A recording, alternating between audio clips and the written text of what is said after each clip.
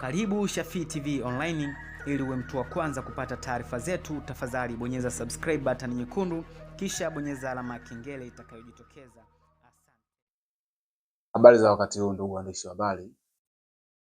Karibuni sana kwa sababu tumewaita mahali hapa Bushai Icon Mbezi. Lakini sisi kama Subla Media ndo mahali petu ambapo tunaweza kuamua tuweze kukutana nyinyi tukapata na mawili matatu ya kuzungumza. Na hii ni kwa sababu tunaamini kwa nyinyi waandishi wa habari ni watu ambao mnaweza kutufikishia ujumbe wetu kwa watu ambao wanatufuatilia sisi kama Subla Media. Na mimi nafikiri nianze na utambulisho wangu binafsi. Mimi naitwa Ngoshland Moses Mpatu. Ni management ya Subla Media au mwenyekiti wa Subla Media, lakini pia ni mshiriki wa kazi zote zinazoendelea kwenye channel yetu ya Subla Media au timu yetu ya Subla Media. Leo tumekuja hapa kwa ajili ya kutaka kuzungumza mawili matatu kama nilivyosema awali, lakini miongoni mwa vitu ambavyo nataka tuambie nyinyi kama waandishi wa habari pamoja na jamii kwa ujumla ni kuhusiana na historia ya Subla Media, kwa sababu wengi hawaifahamu historia yake. Historia ya Subla Media ipo kama ifuatavyo. Sisi Subla Media tumeanza rasmi tarehe 24 mwezi Novemba mwaka 2024. Hapo ndo Subla Media tulianza rasmi kuungana na tukaanza harakati zetu za kupigania hii sanaa. Lakini Subla Media siko mimi peke yangu. Subla Media ni timu ya watu wasiopungua 20, lakini katika hao watu 20 kuna wasanii na viongozi, na ningeanza kuzungumzia kuwataja viongozi ambao wapo ndani ya Subla Media ambao wanaendesha ile gurudumu. Ukiachana na mimi ambaye nimeshajitambulisha tayari kwa nafasi yangu, lakini baada ya mimi anayefuata nyuma kuna director na ndio mwandishi wa story zote zinazofanya Subla Media, lakini pia kuna assistant director yupo ndani ya Subla Media, lakini tunayo timu ya walimu wawili ambao wao ni walimu kwa ajili ya mazoezi ya wasanii wapya ambao wanapokelewa kwa kuanza sanaa na wale wa zamani ambao wameanza sanaa ndani ya Subla Media. Kwa hiyo tuna walimu hao wawili, lakini ukiachana na hao walimu wawili tunaye DOP au director of photography, tunaye ndani ya Subla Media, lakini pia tunaye sound engineer katika timu yetu ya Subla Media. Kwa hiyo ukiangalia ni timu ambayo iko strong, na tumeanza uzalishaji wa kazi zetu ndani ya Subla Media ni mwaka jana. Nafikiri tulianza project kuanzia mwezi wa 8 mwaka jana, na tulianza na project ya TikTok ambayo tulifikia kwenye episode ya 13, na ni series ambayo ilipokelewa vizuri ama imepokelewa vizuri kwa sababu madeni ni mengi sana kutoka kwetu tunakopita au kwenye kurasa zetu. Madeni yamekuwa ni mengi kuhusu mwendelezo wa TikTok. Haimaanishi kwamba tumeshindwa kuendelea na TikTok kwa sababu hatuna nafasi au hatuna uwezo wa kuendelea na TikTok, hapana, ila ni changamoto katika uzalishaji wa kazi za filamu au tamthilia. Kunakuwa na changamoto mbalimbali. Hizi changamoto kuna wakati tunashindwa kukabiliana nazo kutokana na mazingira tuliyopo, ukizingatia sisi Subla Media ni wasanii wachanga sana ambao tumeanza kuzalisha hizi kazi huo mwaka juzi. Nafikiri sasa hivi tunatafuta mwaka mmoja na miezi kama 6 ama 7 hivi historia ya sisi Subla Media mpaka hivi leo tunapokuja kuzungumzia.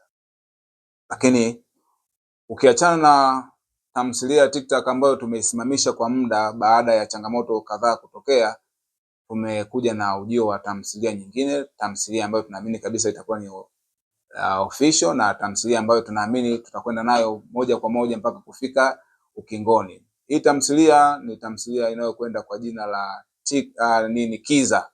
Tamthilia ya Kiza ni tamthilia mpya kabisa.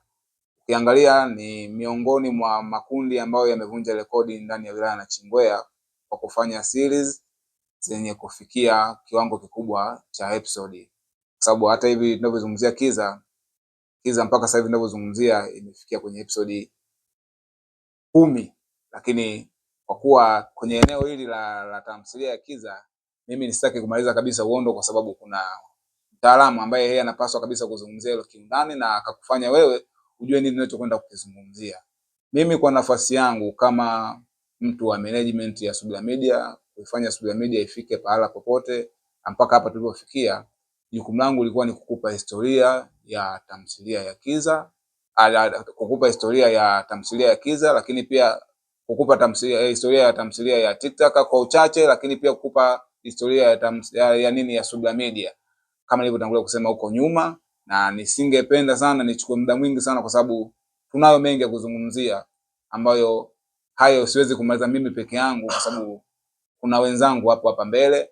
Na nafasi hii moja kwa moja naomba niifikishe kwa director wangu ambaye ni mwandishi pia wa kazi zote tunazofanya ndani ya Subudia Media. Yeye ana uwezo wa kuzungumzia kwa mapana kabisa juu ya kazi tulizozifanya, tunazozifanya na tunazotarajia kuzifanya, kwa sababu hiki ni kisima cha burudani kwa maeneo tuliopo haya na Chingwea na ukanda mzima wa kusini, lakini pia hata Tanzania mzima. Karibu director. Kabla sijaingia kwenye hoja ya Kiza, mtangulizi wangu alizungumzia hoja ya TikTok. Tuleta ufafanuzi kidogo, maana watu wengi, wadau wetu walikuwa hawajui tuliwapa taarifa hiyo, lakini leo tumetoka taarifa official kwa umma kwamba nini kinaendelea, kwa nini TikTok chache tu. Changamoto zilizotupelekea ni baadhi ya washiriki tuliokuwa tunafanya nao kazi ya sehemu ya watu zaidi ya 3 chini ya 4. Basi kwa kuheshimu kazi tunayoifanya na kwa kuwa tunahitaji ubora, tunaona sio nzuri zaidi kufidia watu kufikia watu 4 wakachukua karakta ya wale walioondoka. Tunapoteza ladha hii kitu, kwa wenzetu waliotutangulia wanafanya hicho kitu, sababu tunaamini katika kazi yetu na tunaamini hatubahatishi na tuna uhakika na tunachokifanya. Kwanza, ila kitu ambacho ningependa niwaambie, wategemee tutakuja na TikTok season 2 huko mbele. Naamini katika upande wa TikTok nimetolea ufafanuzi kama director na changamoto zilizotukuta. Naomba mtusamehe katika hilo, na ili kuboresha hiki kaamua kujipanga upya, na ndio maana mpaka leo hii hamkuona nini kinaendelea. Tulikuwa tunajua nini tufanye, changamoto tulizopitia mwanzo hivi. Maana leo hii tukaamua kuja na sema kuna nini moja ya naamini kwenye TikTok nakuja kwenye Kiza. Niko hapa mbele kama nilivyozungumza kusema awali, kama mlifurahishwa au kulikuwa kuna makosa yaliyotokea kwenye TikTok, maana mwandishi wa TikTok ndio aliandaa TikTok na ndio aliandaa Kiza. Kama mliburudika kwenye TikTok, basi naamini kwenye Kiza hakikisheni mmekula kwanza ndio mwanzo wangu. Chakula kinaweza kikapoa wote mfano kwa sasa. Kiza story ambayo ni series ambayo kwenye mtakapoanza kuiangalia msiwe na wasiwasi, kwa maana kuna wenzetu waliotutangulia au wanajiita wanajua sana. Series unaangalia na kukatua ukiwa na familia yako, unaziba mtoto macho, mtoto anaziba kama macho, na kwa mwisho wa siku unaiangalia. Si utamaduni. Kwa hiyo kwenye Kiza naomba njoeni, kama una bibi yako, una mama yako, una mkweo, haya ni kwenye sofa lenu, jaeni, msiwe na wasiwasi na kitu chochote. Na naamini mtaburudika sana na inawezekana mtakuwa mnaburudika. Mimi kitu kingine ningependa niwatoe wasiwasi, kinachotofautisha sisi na watu waliokopo mjini huko mliowazoea kuangalia kwenye hizo tamthilia zao, na hisi ni eneo au kwa sababu wao wametangulia kwanza au wanatuzidi labda kwenye mambo. Lakini naamini kama utapata wasaa kwa kuangalia Kiza, narudia tena, kama utapata wasaa wa kuangalia Kiza. Na kwa nini ukose wasaa huo? Sababu naamini Kiza kweli, ukiangalia Kiza utapata mwana. Watu wataka kufahamu kwa nini Kiza. Singependa niwafafanulie vitu vingi sana. Kwa cha msingi, ili siku kiza ikiwapodia maana tutatangaza na atakayefuata atasema lini inazinduliwa, wapi inapatikana. Kwa hiyo jiandae kuangalia kiza. Lakini kwa kifupi nitaka nikwambie, ili upate dodosa angalau kidogo, unazungumzia nini kwenye kiza, na wakati unaweza ukaamini huyu ni mchana, kumbe ni usiku. Kwa maana gani? Uko kizani. Hili usio kizani, inabidi ufanye juu chini.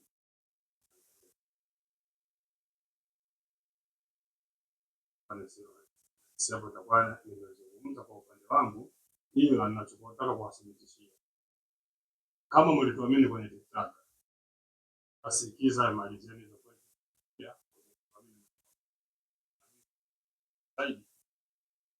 Wasanii kesha lengo zote ambazo tulikuwa tunazifanya tulikosea kwenye TikTok, kiza tumeboresha. Kuanzia story, kuanzia acting, casting, picha, tulitamani awepo hapa ili naye azungumzie katika lengo yake, ila naamini kwa siku nyingine. Naomba niwasilishe kweli sana kwa wale mliofuatilia TikTok. Karibuni. Naamini ukiangalia kiza utamka asubuhi. Za saa hizi naamini wote ni wazima. Mimi kwa majina naitwa Mwamvita Almasi, ni memba wa Subla Media na ni mshiriki wa tamthilia ya Kiza. Nipo hapa mbele yenu kuambia kuwa tuna jambo letu tarehe 29 mwezi wa 8. Tunahitaji support zenu. Tunatarajia kuzindua tamthilia yetu ya Kiza. Kwa hiyo wote mnakaribishwa. Alafu kuna utaratibu wa upatikanaji wa tiketi. Tiketi zinapatikana kwa Busha Icon Base, kwa Digo Spark na kwa Shafii Online TV. Na kama kuna ambaye hapa juu ya hayo maeneo yote, kuna peji yetu kwenye mitandao ya kijamii. Kwa hiyo yani tiketi zetu zimegawanyika kwenye makundi matatu. Kuna table 100,000 kwa watu 5 na kuna VIP 30,000 na kuna ya kawaida, watu wa kawaida ni 10,000. Na mlangoni kutakuwa ni 5,000. Wote mnakaribishwa.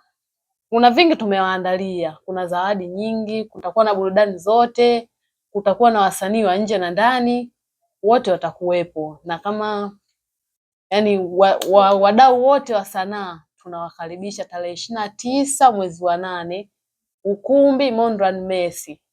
Wote mnakaribishwa. Yani kuna mengi tumewaandalia, hata tukisema hapa tuyaseme yote tutapoteza muda.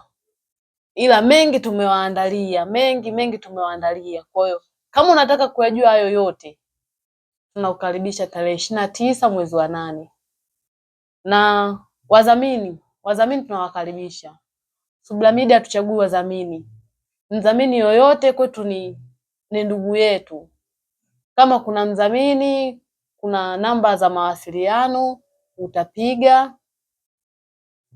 Kwa mawasiliano namba 0788181848. Narudia tena 0788181848. Nisije nikasahau. Alafu kuna t-shirt. Tumeandaa na t-shirt ambazo tutatumia katika jambo letu hiyo siku. Na kama hauna t-shirt, sio mbaya, mtu ukija hata na nguo yako, lakini nguo iwe nyeusi kwa sababu kutakuwa na picha, tutapiga picha. Kwa hiyo wote mnakaribishwa. Asante.